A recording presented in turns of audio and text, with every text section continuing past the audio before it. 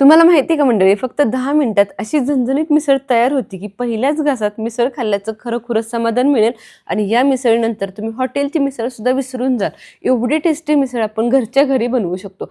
तेही अगदी झटपट अशा पद्धतीने. सगळं साहित्य अगदी घरगुती आहे. चला रेसिपीला लगेच सुरुवात करूयात. फक्त रेसिपी शेवटपर्यंत बघा, कारण व्हिडिओमध्ये मी भरपूर छोट्या-छोट्या टिप्स सांगितल्यात आणि सगळ्यात शेवटची टिप तर अतिशय भन्नाट अशी आहे. सगळ्यात आधी इथे मी छान मोड आलेली मटकी स्वच्छ 2 पाण्याने धुवून घेतली. आता वळूयात आपल्या सगळ्यात महत्त्वाच्या प्रिपरेशनकडे. सगळ्यात आधी आपण मटकी छानपैकी वाफलवून आणि परतवून घेणार आहे. बऱ्याच वेळेला आपण मिसळ बनवत असताना मटकी हळद मिठामध्ये छान शिजवून घेतो, परंतु आज आपण तोही वेळ वाचवणार आहे. हळद मिठामध्ये न शिजवता मटकी आपण इथे छान हळद मिठामध्ये कांद्यावर आणि छान या खमंग फोडणीवरती परतवून आणि वाफलवून घेणार आहे. यामुळे काय होतं, मटकीचं छान फ्लेवर बाहेर येतो आणि आपला वेळही वाचतो. चला, यासाठी पॅनमध्ये तेल गरम करून यावरती जिरे, मोहरी, हिंगाची खमंग फोडणी घातली. एक मीडियम आकाराचा कांदा छान बारीक चिरून घातलाय. त्याचबरोबर कढीपत्ता आणि चिमूटभर मीठ घातले, जेणेकरून कांदा लवकर परतला जावा. कांदा छान गुलाबी रंगावरती फक्त परतवून घ्यायचा. आता यामध्ये घालायचे पाव चमचा हळद. आता हळद घातल्यानंतर ह्या सगळ्या गोष्टी छान परतवून घ्यायच्या आणि त्यामध्ये ही स्वच्छ धुवून ठेवलेली मटकी घालून घ्यायची. बऱ्याच वेळेला आपण मटकी बाजारातून आणतो, त्यावेळेला त्याला एक वेगळाच वास असतो, किंवा घरी जरी आपण मटकी भिजवली तरी मोड आल्यानंतर त्याला एक उग्र असा वास येतो. परंतु जेव्हा आपण हळद मिठावरती मटकी छान परतवून घेतो, त्यावेळेला त्याचा उग्र वास पूर्णपणे निघून जातो आणि मटकीचा जो छान एक फ्लेवर आपल्या मिसळीला हवा आहे ना, तो बाहेर येतो. त्यामुळे मटकी आवर्जून तेलावरती अशा पद्धतीने छान परतवून घ्या. चला, तर यानंतर घालायचे कोथिंबीर. कोथिंबीर घातल्यानंतर ही छानपैकी परतवून घ्यायची. मीठही मी यामध्ये खडे मीठ अर्धा चमचा घालून घेतले. त्यानंतर झाकण ठेवून एक 2 ते 3 मिनिटं फक्त वाफ द्यायची. मटकी अर्थात आपण शिजवून घेत नाहीये, त्यामुळे या स्टेजला मटकी जेवढी छान शिजली जाईल तेवढी तिला आपण इथे आता शिजवून घेतोय. एक 2 मिनिटं फक्त मी तेलावरती तिला छान परतवून घेतलं, की फक्त 2 ते 3 मिनिटाची वाफ देऊन घेतली. मटकी छानपैकी शिजली गेली. अगदी 100% शिजली नसली तरी 50% मटकी इथे छान शिजली. चला, तर मटकी बाजूला ठेवूयात आणि आपली मिसळ बनवण्यासाठी एक छानसा मसाला आपण करणार आहोत, त्याकडे वळूयात. 3 चमचे धने, 4 ते 5 लवंगा, 4 ते 5 काळी मिरी, चक्री फुलचे छोटेसे तुकडे 2 तुकडे, त्याचबरोबर 1 वेलची आणि दालचिनी. त्याचबरोबर घालायच्या 3 लाल सुक्या मिरच्या. आता या सगळ्या गोष्टी छानपैकी ड्राय रोस्ट करायच्यात. तेल वगैरे काही घालायचं नाही. कोरड्याच या सगळ्या गोष्टी भाजून घ्यायच्यात. या मसाल्यामुळे मिसळीला आपल्या खूप भारी टेस्ट येते. त्यामुळं हा मसाला अजिबातही स्किप करू नका. आवर्जून हा मसाला बनवा. तुम्ही बघू शकताय सगळ्या गोष्टी किती छान भाजल्या गेल्यात. खूप जास्त डार्क करायच्या नाही आहेत. फक्त अगदी मीडियम फ्लेमवरती छान खमंग अशा भाजून घ्यायच्या. भाजल्यामुळे या सगळ्याचा फ्लेवर छान इन्हॅन्स होतो, छान बाहेर येतो. चला, हे ड्राय मसाले सगळे छान भाजले गेलेत. आता वळूयात आपल्या ओल्या वाटणाकडे. यासाठी घेतले सुकं खोबरं, कांदा, लसूण, आलं, कोथिंबीर, टोमॅटो आणि हिरवी मिरची. आता सगळ्यात आधी जे आपण खडे मसाले सगळे भाजून घेतले होते, ते मिक्सरला छान बारीक करून घेऊयात आणि त्यानंतर हे सगळे मसाले आपल्याला आपल्या ओल्या वाटणामध्ये घालायचे आहेत. त्यामुळे सुरुवातीला कोरडे छानपैकी याला बारीक करून घ्यायचं. ओबडधोबड असे बारीक होतात, काही हरकत नाही. आपल्या वाटणामध्ये ते आणखीन छान बारीक होणारच आहेत. चला, तर ड्राय मसाले छान बारीक करून झालेत. आता घेऊयात आपलं हे मेन वाटण करायला. आज आपण कोणतीही गोष्ट भाजून घेतली नाहीये. बरेच वेळेला मिसळ बनवायची म्हणलं की कांदा भाजा, खोबरं भाजा, परंतु आज आपण या कोणतीही गोष्ट न भाजता छान अशी मिसळ करणार आहोत.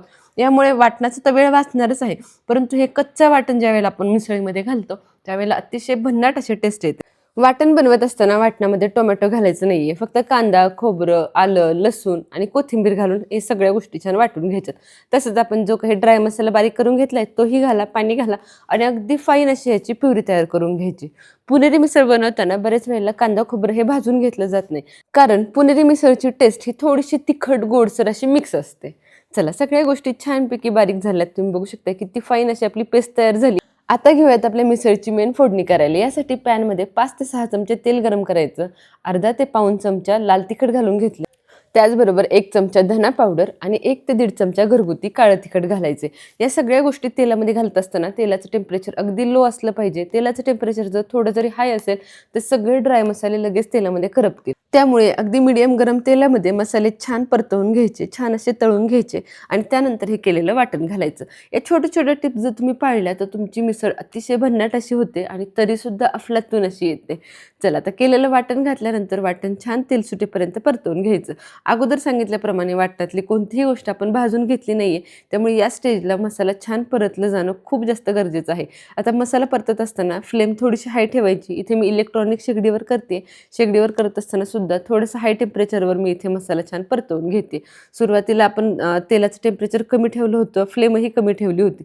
परंतु वाटण घातल्यानंतर मात्र आपण फ्लेम छान वाढवली आहे. मसाला परतवत असताना अधूनमधून 2-2 मिनिटं झाकण ठेवत चला. झाकण ठेवल्यामुळे मसाला बाहेर उडतही नाही. आता इथं माझा पॅन मोठा आहे, त्यामुळे पॅनमधून मसाला बाहेर येणार नाही. परंतु जर तुम्ही कढईमध्ये किंवा अगदी पसरट भांड्यामध्ये करत असाल छोट्या, तर मसाला खूप जास्त उडतो. अशा वेळेस तुम्ही झाकण ठेवा. झाकण ठेवल्यामुळे मसालाही छान शिजतो आणि उडताना त्याचे शिंतोडेसुद्धा आपल्या गॅसवर उडत नाहीत. चला, मसाला छान परतला गेला की ही वाफलवलेली मटकी घालायची आणि मटकी या मसाल्यामध्ये छान अशी मिक्स करून घ्यायची.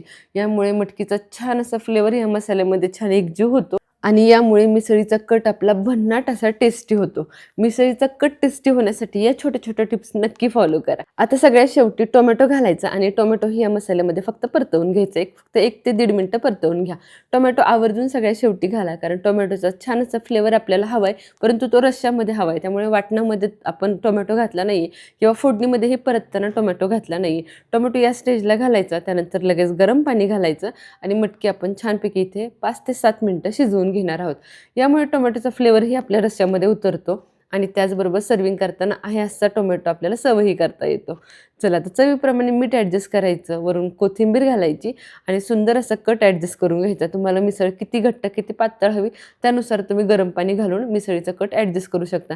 कट थोडासा पातळच ठेवायचा, कारण फरसाण घातल्यानंतर फरसाण रस्सा छान शोषून घेतो. त्यामुळे कट मी इथे थोडासा पातळ ठेवणार आहे.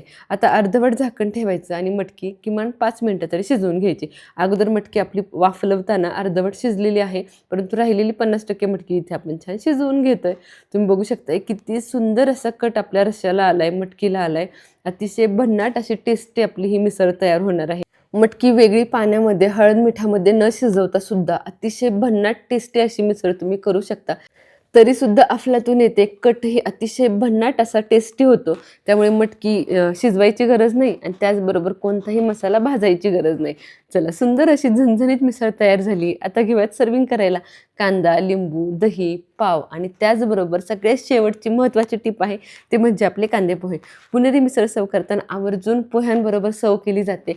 यामुळे मटकीचा झणझणीतपणा, कटचा झणझणीतपणा आणि आपल्या पोह्यांचा माइल्डनेस या दोन्ही गोष्टी छान बॅलन्स होतात आणि अतिशय भन्नाट अशी टेस्टी मिसळ आपली तयार होते.